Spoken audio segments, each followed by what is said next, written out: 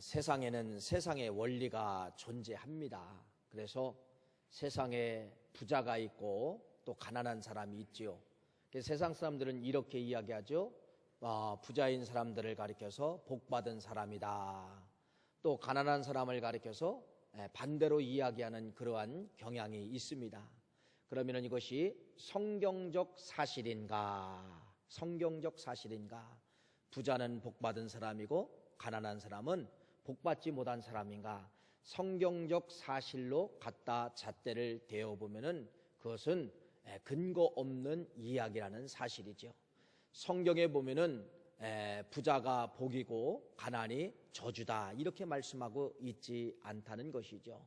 어떻게 보면은 가난이 복이라고 반대로 설명할 때가 있다는 것입니다. 왜 그러냐면은 많은 사람들이 성령을 받고 은사를 받을 때 언제 받느냐면은 가난할 때 받더라는 것입니다.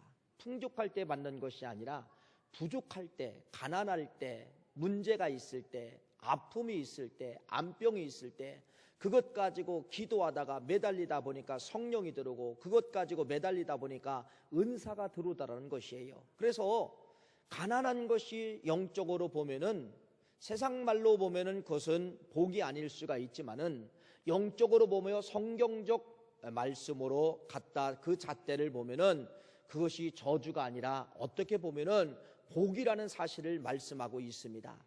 심령이 가난한 자가 복을 받게 되어 있고 심령이 가난한 자에게 성령이 터치하심과 성령이 쓰시는 믿음의 도구가 언제 쓰시느냐? 가난할 때 쓰신다는 사실을 우리는 성경의 많은 곳에서 우리에게 알려주고 있습니다. 여러분 그림 한 컷을 보여드릴게요. 한번 선택을 해보세요. 초가집 1번, 서양집 2번. 자, 집 한 채씩만 드립니다. 한 채씩. 두 채는 안 드려요. 자, 1번 초가집, 2번 서양집. 어떤 거 몇 번 선택합니까? 이제 가져가시는 거예요. 선택하셨죠? 가져가세요. 자, 초가집이 나오고 서양집이 나옵니다. 우리 예수님에게 우리가 질문을 한다면 예수님은 1번을 선택하실까요? 2번을 선택하실까요? 이제 우리가 물어보는 것입니다. 여러분, 저 초가집에 이제 비밀이 있습니다. 초가집, 우리 5000년 역사 가운데 5000년 역사 우리의 삶의 질을 기둥처럼 받들었던 집이 1번이죠. 우리는 5000년 역사 가운데 초가집이었습니다. 자, 그런데 이 초가집도 3칸, 방 3칸이 있는 집은 부잣집이었어요. 보통 서민들은 한 칸입니다. 단칸방에서 살게 되죠. 근데 이 초가집의 놀라운 비밀은 바로 무엇이냐고 하면요, 누가 들어오느냐에 따라서 그대로 내어준다는 것이죠. 자, 저 초가집 방 한 칸이 때로는 저녁이 되면은 여러분 저 방이 뭐가 되느냐? 침실이 됩니다. 이불을 깔면 뭐가 되는 거예요? 그냥 침실이 되는 거예요. 아침에 일어나서 여러분 밥상을 갖다 놓으면은 저 방 한 칸이 뭘로 딱 변하죠? 식당으로 변합니다. 그렇죠? 그리고 오전이나 오후에 손님이 찾아와서 다과상을 딱 갖다 놓으면은 저 방 한 칸이 뭘로 변하는지 아세요? 응접실로 변하는 거예요. 방 한 칸이지만은 침실이 될 때가 있고 응접실이 될 때가 있고 식당이 될 때가 있다는 것입니다. 자, 이 빈 방의 효능, 여러분 놀라운 효능을 가지고 있는 것입니다. 저 초가집의 빈 방은 여러분 철저하게 누구 중심이냐면은 사람 중심이에요. 사람, 인간 중심이죠. 인간을 위해서 식당으로 내어주고 사람을 위해서 주인을 위해서 잠자리로 내어주고 사람을 위해서 응접실로 내어지는 철저하게 초가집의 저 빈 방은 누구 중심이냐면은 사람 중심, 주인 중심이라는 그러한 사실입니다. 다 내주는 거예요. 다 내주는 거예요. 무엇을 위해서 사용하든지 빈 방은 다 내어주는 것이 여러분 초가집의 빈 방임을 말씀을 하고 있습니다. 자, 그런데 이제 서양집을 가보세요. 자, 서양집의 독특한 특징은 바로 무엇이냐면요, 이제 4가지로 구성이 되어 있지요. 밥을 만드는 곳, 식사를 만드는 곳을 어떤 방이라고 하냐면 키친룸이라고 이야기합니다. 키친룸, 밥을 만드는 거. 그 다음에 잠을 자는 곳은 뭐라고 이야기냐? 또 그것이 한 방을 또 남겨줬어요. 그건 바로 뭐냐면 베드룸이라고 합니다. 베드룸 이렇게 이야기하죠. 그 다음에 소파가 있고 응접실이 있는 것을 가리켜서 드로잉룸 이렇게 이야기를 합니다. 그 다음에 밥을 먹는 식탁이 뭐라고 하냐면 다이닝룸. 이렇게 독특하게 서양집은 그 실마다 방마다 독특한 특징을 가지고 있으면서 거기에 그 사물들이 자리를 하는 겁니다. 사물들이. 식당에는 식탁이 있고, 거실에는 소파가 있고, 침실에는 침대가 있고, 자기만의 사물들이 다 자리를 잡고 있는 겁니다. 그래서 서양집은 어떤 중심이냐면요, 사물 중심이에요. 사람 중심이 아니라 사물 중심입니다. 그래서 이 사물 중심으로 이루어진 서양집들은 여러분 독특한 특징이 하나가 있는데 바로 무엇이냐면은 저기서 부를 척도를 하는 것입니다. 부의 잣대를 재게 된다는 거예요. 그래서 좋은 사물들, 값비싼 사물들을 갖다 놓으면은 어떤 걸로 평가받느냐면은 잘 사는 집이다. 이렇게 이제 평가를 받게 되는 것이에요. 그래서 서양집의 구조는 철저하게 그래서 사람들이 탐욕과 욕심이 끊어지지 않는 것이죠. 좋은 것으로 치장하려고 하고 좋은 걸 갖다 놓으려고 하고 그러다 보니까 탐욕과 욕심이 끊어지지 않는 것이 서양집의 구조임을 말씀하고 있습니다. 자, 1번 초가집, 2번 서양집. 여러분, 예수님이 오신다고 하면은, 아니 예수님이 선택하신다고 하면은 어떤 집을 선택을 하실까? 저는 생각을 해봅니다. 우리 예수님은 1번을 선택하실 것입니다. 초가집을 선택을 하실 것입니다. 왜? 저 초가집의 빈방이 초가집이 꼭 누구를 보여주고 있냐면은 철저하게 예수님의 성품, 예수님의 전체를 초가집에서 보여주고 있다는 것을 말씀하고 있어요. 참 예수님은 무수유죠. 예수님은 여러분 가진 게 없어요. 나귀까지 없어가지고 남이 타던 나귀까지 빌려 타고 예루살렘에 입성하신 예수님.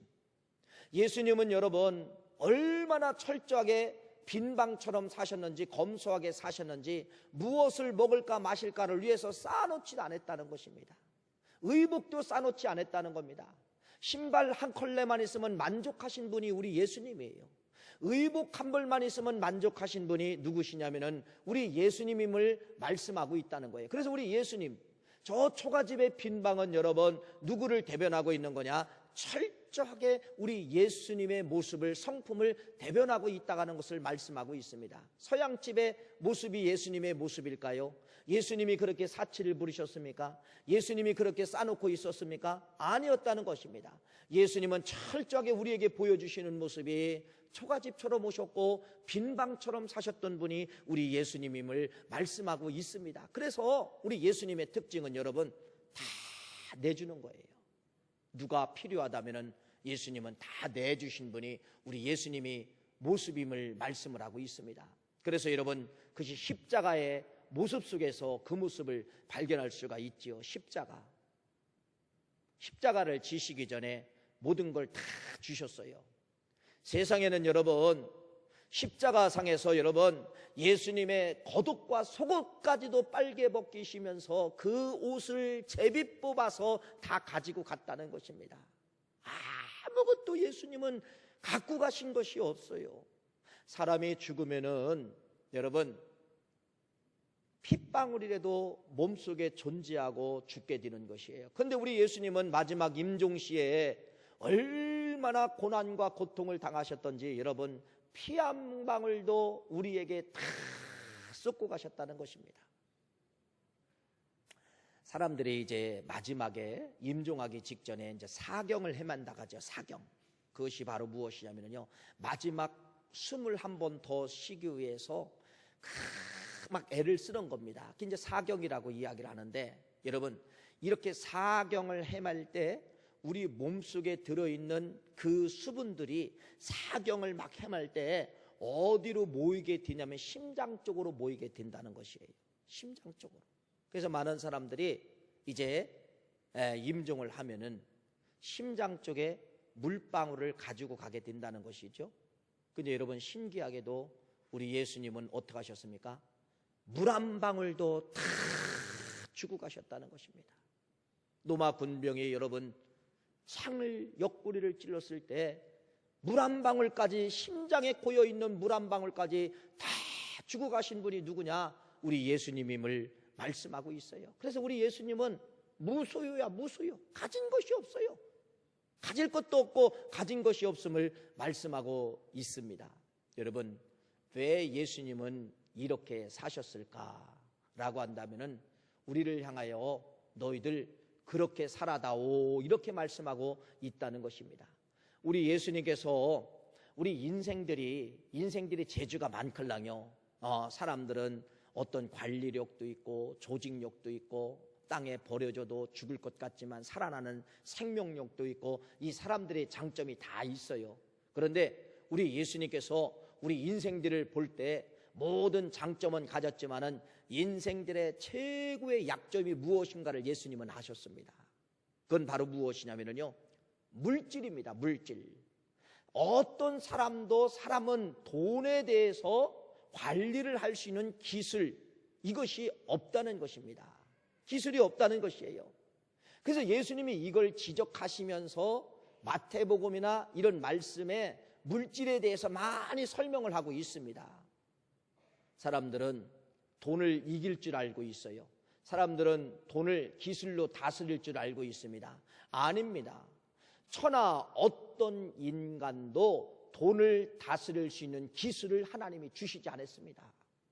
여러분이 잘 아시는, 지금까지도 이렇게 똑똑한 사람이 없었고 똑똑한 사람이 나올 수 있는 확률도 적어요. 누구를 딱 가운데다가 기점을 놓고 있냐면 솔로몬입니다. 여러분, 솔로몬처럼 머리 좋았던 사람도 뭐 때문에 무너졌습니까? 물질 때문에 무너지더라는 것입니다. 그러니까 사람은 모든 기술을 다 가질 수 있어도 뭐만큼은 못 가진다는 거예요. 물질을 다스릴 수 있는, 물질을 움직일 수 있는 기술력은 어떤 천하 인간에도 하나님이 뭐했느냐? 주시지 않았다는 겁니다. 그러니까 그 똑똑한 솔로몬도 물질 주니까 물질 앞에서 무너지게 되는 것을 말씀하고 있어요. 자, 그래서 우리 예수님이 이런 모든 역사성을 가지고 사람들이 넘어지는 이유를 저 물질 때문에 넘어지는 줄 알고 예수님께서 산상수훈의 제자들과 많은 무리들에게 가르치고 있는 내용이 오늘 본문 말씀 마태복음 6장 말씀이에요. 6장 말씀이 바로 무엇입니까? 너희들 보물, 물질 땅에다가 절대로 쌓지 말라. 땅에다가 쌓지 말라. 땅에다가 쌓는 동시에 뭐가 붙느냐고 이야기하냐면요, 악한 사람이 붙는다. 그것을 성경은 뭐라고 이야기하냐? 도둑이 함께한다는 것입니다. 도둑이 함께한다. 도둑이 여러분 좋은 사람이에요, 나쁜 사람이에요? 나쁜 사람이죠. 사기치는 사람, 속이는 사람. 그래서 우리가 이 물질을 땅에 쌓는 동시에 우리에게 보이지 않는 사람들이 나타나게 되는데 그것이 바로 무엇이냐면 사기꾼들이 등장을 하게 된다는 것이에요. 그래서 결국은 그 사람들이 고통을 당하고 결국은 어떻게 되느냐? 세상의 폐인처럼 남게 되는 것이 물질 때문에 결국은 그렇다라는 것을 예수님이 말씀하면서, 그러면서 너희들 그 물질을 어디다 쌓으라고 말씀하고 있습니까? 하늘나라 쌓아라. 하늘나라에 쌓으면 절대로 사기꾼이 나타날 수가 없고 너희들에게 도둑이 나타날 수 없다는 것을 말씀하고 있습니다.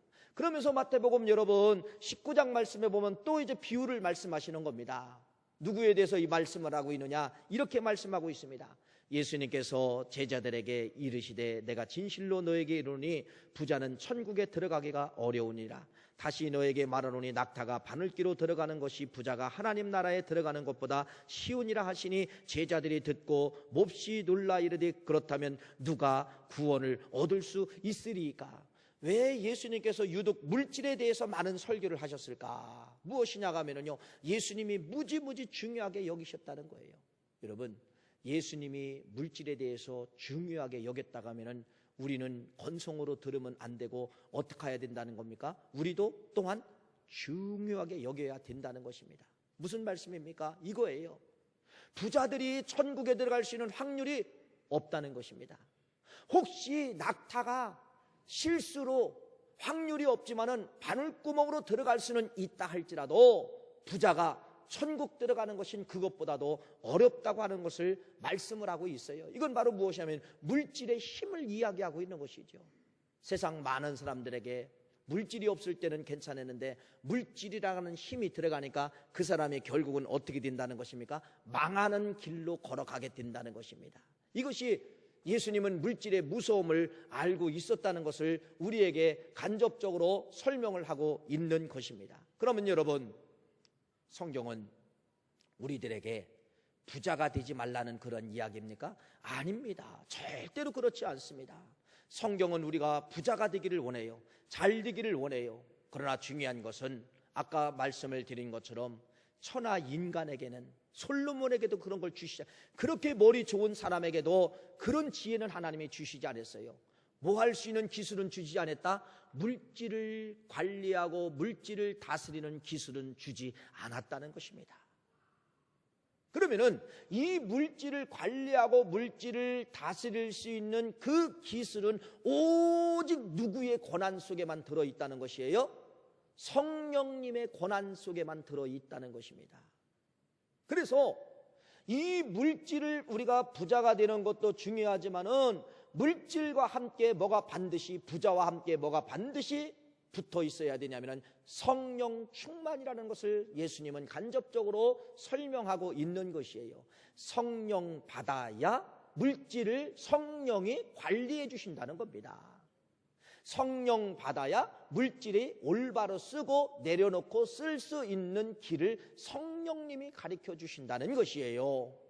많은 사람들이, 성경에 넘어진 사람들 다 돈 때문에 넘어졌잖아요. 돈 때문에 넘어진 사람들의 특징을 가보면은 바로 무엇이냐? 이들이 성령을 의지하지 않냐고 자기가 기술로 하려고 하다 보니까 넘어지더라는 것입니다. 사랑하는 귀한 성도님, 물질 버는 거 중요하고 부자 되는 거 중요하지만은 앞에 반드시 우리가 어떤 단어가 만나야 되냐면은 무엇을 만나야 돼요? 성령 충만과 부자, 성령 충만과 물질. 그래야 그 성령님이 우리가 가지고 있는 물질을 뭐하느냐? 기술력, 통제력, 그것을 쓸 수 있는 지혜를 우리들에게 허락하여 주심을 말씀을 하고 있다는 것이죠. 그래서 이렇게 예수님은 물질을 많이 다루고 있어요. 많은 사람들이 어디서 무너지느냐? 많은 사람들이 왜 천국에 갈 수 있는 길을 해줬는데도 천국에 못 가느냐? 왜 못 가느냐? 물질의 조종관에 사로잡혀서 그 사람들이 결국은 손을 들고 천국에 못 간다는 것을 예수님이 우리에게 알려주시면서 물질 가져도 천국에 갈 수가 있다. 그것은 바로 뭐예요? 성령 받아야만이, 그 성령님이 조종관을 붙잡아 줘야만이 인생이 성공하고 물질 가져도 천국에 들어갈 수 있다는 것을 이야기를 하고 있는 것입니다. 그러면서 여러분, 성경은 왜 우리들에게 그렇게, 예수님은 물질에 대해서 강하게 어필하시면서 물질에 대해서 강하게 교육을 하셨을까요? 인간들이 대부분 물질 갖다 주면 뭐하기 때문에? 넘어지기 때문에 그렇다는 것입니다. 그러면 여러분, 물질 가진 사람의 특징이 바로 뭐예요? 물질 가짐에 만족하면 안 되고, 물질 가진 사람의 특징은 바로 무엇이냐? 성령님 모시기 위해서 애를 쓰고 애통해야 된다는 것을 말씀하고 있습니다. 성령 받아야 됨을 말씀하고 있다는 것입니다. 성령 받으면은 여러분, 그 물질이 영광을 위해서 쓰고 그 물질이 부자가 여러분 생명으로 인도한다는 사실을 우리에게 말씀해 주고 있는 것이에요. 예수님의 세 번째 교육은 바로 무엇이냐면요, 누가복음 12장 15절 말씀해 보니까 이렇게 말씀을 합니다. 그들에게 이르시되 삼가 모든 탐심을 물리치라. 사람의 생명이 그 소유에 넉넉한 데 있지 아니하니라 하시고, 사람이 소유가 많아지면은 욕심이 생긴다는 거예요. 탐심이 생긴다는 것입니다. 그래서 많은 사람들이 어디서 무너진다는 거예요? 욕심 속에서 탐심이 함께함으로 말미암아 무너지는 거에 대해서 또 누가복음에 예수님께서 그렇게 설명하고 있는 것을 말씀을 하고 있습니다. 몇 달 전인가요? 제가 이런 말씀을 드렸습니다. 수도원 영성에 대해서 말씀을 드렸죠. 지금도 저 에집트에 가면은 사막 한가운데 마카리우스라고 하는 수도원이 있습니다. 거기 세계 각처에서 많은 수도사들이 여러분 영적으로 훈련받기 위해서 많은 사람들이 오게 됩니다. 그런데 이 수도사들 여러분 보세요.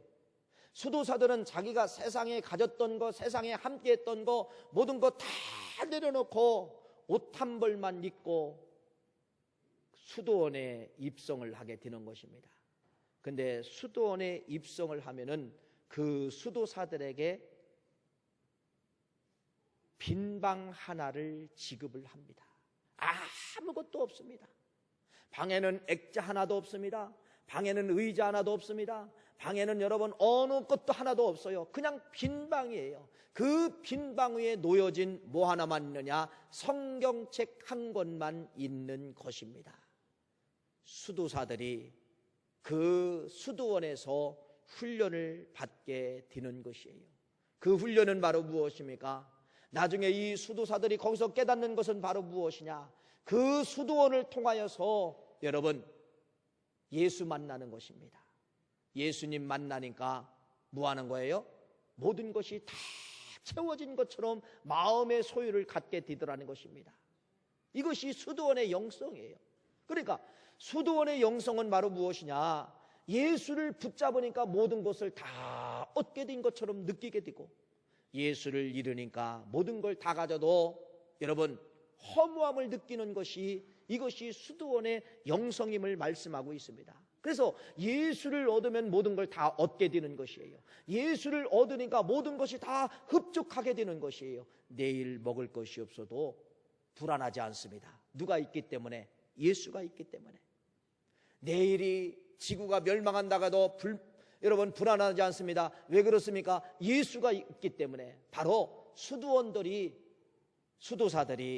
이런 훈련을 받게 되는 것이에요. 수도원의 영성은 바로 그래서 예수 한 번 만나니까, 예수 한 번 소유하니까 모든 것을 천하를 다 얻는 것처럼 여러분 믿음의 확신을 가지고 나오는 것이 수도원 교육임을 말씀하고 있습니다. 사랑하는 귀한 성도님, 진짜 우리가 추구해야 될 것이 아까 그림에서 보여진 것처럼 우리는 서양집이 아닙니다. 우리는 초가집에 빈 방, 예수님이 아마 오셨으면 그 방을 선택을 하셨을 거예요. 우리가 이 땅에 살아가는데 소유해야 될 것은 바로 무엇이냐? 수도원의 영성, 예수 한 분만 있으면 만족하는 것처럼, 빈 방에 예수님만 오시면 천하를 다 얻는 것처럼, 우리는 이 복잡한 시대에 가장 중요한 것이 바로 무엇이냐? 예수 한 분으로 만족하면 물질도 넘어쓰고요, 건강도 넘어쓰고요, 모든 걸 다 넘어쓴다는 것입니다. 욕심도 하루아침에 예수 때문에 다 사라지는 거예요. 탐심도 예수 때문에 모든 것이 다 사라진다는 사실을 말씀하고 있습니다. 요즘 시대를 가리켜서 이런 말을 많이 하지요. 황금만능주의 시대. 맞습니다. 그건 무슨 말이냐면은 돈이라고 하는, 황금이라는 것이 제일 꼭대기에, 인간 꼭대기에 머리에 올라가 가지고 인생을 다 조절한다는 것입니다. 계획도 조절하고, 행동도 조절하고, 생각도 조절하고, 모든 것이 여러분 물질이 최상에 올라가 가지고 주인이 돼서 인생들을 다 조절하는 것이, 이것이 황금만능주의다, 이렇게 말씀을 하고 있는 것이에요. 사랑하는 귀한 성도님, 우리의 조종관을 물질에게 맡기면 우리는 결코 천국에 들어갈 수 없음을 예수님께서 마태복음 6장이나 19장 말씀에 분명히 말씀해 놓고 있다는 것입니다. 우리의 가장 상위의 조종관은 여러분, 우리 성령님이 우리 인생을 주장할 수 있도록 물질을 밑으로 내려놓아야 된다는 것입니다. 그래야만이 우리가 천국 백성이 될 수 있음을 말씀하고 있어요.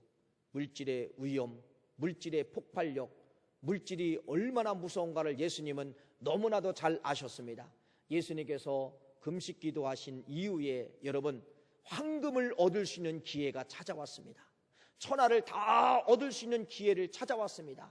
절 한 번만 하면은 여러분 천하를 다 얻을 수가 있어요. 황금 덩어리가 다 예수님께로 오게 됩니다. 예수님은 과감하게 포기했습니다. 예수님은 과감하게 절하지 않았습니다. 포기했습니다. 왜 그렇습니까? 불로소득으로 얻어진 그 물질은 뭐가 들어있기 때문에, 파멸의 힘이 들어있기 때문에 예수님은 과감하게 황금을 포기했던 것이 마태복음 4장 말씀에 분명히 기록되어져 있습니다. 여러분, 그러한 비유가, 그러한 말씀이 또 누구에게 나타나고 있냐면요, 아브라함이 그랬더라고요. 창세기 말씀해 보니까 14장 21절 23절 말씀해 보니까 소돔왕이 아브라함에게 이르되 사람은 내게 보내고 물품은 네가 가지고 가라. 아브라함이 소돔왕에게 이르되 천지 위의 주제이시오 지극히 높으신 하나님 여호와께 내가 손을 들어 맹세하노니 네 말이 내 아브라함으로부터 치부하게 하였다 할까 하여 내게 속한 것은 실 하나 오르락에도 들매끈 하나라도 내가 가지고 가지 않겠다. 여러분, 소돔왕이 아브라함에게 선택권을 줍니다. 가지고 싶은 거 다 가지고 가라. 아브라함은 여러분 과감하게 포기합니다. 왜 아브라함도 그렇게 과감하게 포기했을까요? 물질 속에 뭐가 들어있기 때문에, 함정이 들어있기 때문에 과감하게 포기하고 있다는 사실을 말씀하고 있습니다. 다시 한번 서두로 돌아갑니다. 진짜 부자가 복받은 사람일까요? 진짜 가난한 사람은 저주를 받은 사람일까요? 여러분, 이 도표 한 번을 여러분 보여드리겠습니다. 이것은 2014년도에 OECD 회원국 중에서 자살률 1등부터 뽑아낸 것입니다. 자, 전 세계에서 자살률이 가장 높은 나라가 대한민국이에요. 그 다음에 일본, 슬로베니아, 헝가리, 벨기에, 에스토니아, 핀란드, 프랑스, 폴란드, 체코, 스웨덴, 스위스, 덴마크, 독일, 노르웨이. 여러분, 이 자살률을 보면서 1번부터 쭉 여러분 보면서 딱 느끼는 것이 없지 않습니까? 뭐가 느껴져요? 우리가 그렇게 선망의 대상인 나라들이라는 것입니다. 그것이 어디예요? 여러분, 북유럽이지 않습니까? 북유럽, 스위스, 덴마크, 독일, 노르웨이, 핀란드. 우리의 그렇게 선망의 대상, 여행을 갖고 싶은 나라. 여러분, 얼마나 스위스란 나라가 아름답습니까? 잘 보세요. 저 특징을 잘 보면요, 그냥 특징이 무엇이냐면요, 물질입니다. 잘 사는 나라라는 공통점이 들어있어요. 못 사는 나라가 아니라 잘 산다, 부족함이 없다, GNP 3만 불, 4만 불, 7만 불, 이런 나라들이라는 사실입니다. 이런 나라들이 전 세계의 자살률 1등부터 10몇 등까지 저게 나눠 놓은 것입니다. 다시 말씀을 드리죠. 여러분, 물질, 돈, 황금, 진짜 이것이 복입니까? 아니에요. 성령 만나지 않으면 복이 될 수가 없다는 것입니다. 성령 만나지 않으면 독이 되고, 성령 만나지 않으면 화가 되고, 성령 만나지 않으면 그 물질이 뭐가 되느냐? 저주가 된다는 그러한 사실이에요. 그러면 전 세계에서 국민들의 행복 지수가 가장 높은 나라가 있어요. 아시아에. 어딘 줄 아세요? 여러분, 부탄이라는 왕국입니다. 이 부탄이라는 왕국은 어디에 있냐면 네팔 옆에 아주 조그만 왕국이에요. 그런데 GDP가 얼마냐? 5,500불이에요. 5,500불. 우리하고는 비교가 되지 않지요? 5,500불. 우리는 약 28,000불 정도가 되는데 그 나라는 5,500불이에요. 그런데 전 세계에서 가장 그 국민들의 행복합니다, 좋습니다, 이렇게 행복 지수가 제일 높은 나라가 부탄이라는 나라입니다. 부탄이라는 나라. 그러면 여러분, 지금 이건 기독교인들이 비교한 것이 아니라 전 세계에서 인터넷만 뒤져봐도 나오는 비교예요. 여러분, 행복이 돈입니까? 돈이 아니라는 겁니다. 돈이 행복이려면 성령이 그 돈을 만나면 그 돈이 행복하게 해주신다는 사실이에요. 가난이 저주입니까? 가난이 저주가 아니에요. 가난이 저주가 아니에요. 배고픔이 저주입니까? 저주가 아니에요. 서두에서 말씀해드린 것처럼 사람이 가난을 통하여서 성령 받았어요. 가난을 통하여 은사가 돌아왔어요. 가난을 통하여서 여러분, 주님을 만난 사람 이야기가 성경에 다 가난한 사람들의 이야기 아닙니까? 얼마나 많은지 모릅니다. 오늘 이 말씀을 통하여서 사랑하는 귀한 성도님, 이렇게 결론을 맺고 싶습니다. 세 가지 결론을 맺고 싶어요. 부자 되지 말라고 이야기하지 않았습니다. 부자 되십시오. 물건을 누리십시오. 중요한 것은 예수님은 돈의 무서움을 알고 있었다는 것입니다. 그 돈이 들어오므로 말미암아 그 사람을 천국을 못 가게 하는 무서운 파괴력이 돈 속에 들어있다는 것을 아셨어요. 그래서 천하 인간에게는 뭐를 주지 않았다? 돈을 관리할 수 있는 지식을 하나님이 주지 않았다는 겁니다. 그래서 꼭 누구 만나야 된다? 성령님 만나야 된다는 것입니다. 성령님. 그래서 이 물질은 반드시 여러분 돈 10,000원만 있어도, 돈 10만 원만 있어도 여러분 반드시 누구 만나야 되느냐? 성령님 만나야 된다는 것입니다. 돈 10,000원이 인생을 파괴시키더라고요. 돈 10만 원도 인생을 파괴시키더라고요. 애들 돈 1,000원만 줘도 여러분 인생을 파괴시킵니다. 돈 1,000원이 뭘 위력이 있다고요? 돈 1,000원만 가져도 자살할 수 있는 도구가 되더라고. 인생을 파괴시키는 것이 바로 무엇이냐? 돈이라는 사실이에요. 그래서 여러분 결론의 말씀입니다. 반드시 우리 인생은 1,000원을 쓰던 10,000원을 쓰던 10만 원을 쓰던 100만 원, 1,000만 원을 쓰던 1억 원을 쓰던 누구 만나야 된다? 성령님 만나야 된다. 왜? 천하 인간에게도 누구에게도 돈을 통제하고 돈을 관리할 수 있는 기술력을 하나님이 인간의 지혜에게는 주시지 않았다는 거예요. 누구에게 위탁한 거예요? 성령님에게 위탁을 했다는 것입니다. 이 사실을 여러분 기억하시고, 두 번째는 여러분 이런 겁니다. 가난이 저주가 아니라는 사실을 꼭 아시기를 간절히 바랍니다. 돈이 많아야 행복이고 돈이 없으면 행복이 아니고, 이런 어떤 흑백 논리의 비교는 할 수가 없다는 것이죠. 그래서 예수님께서는 가난이 저주가 아니라 가난이 오히려 뭐가 되느냐? 가난이 복이 된다는 것입니다.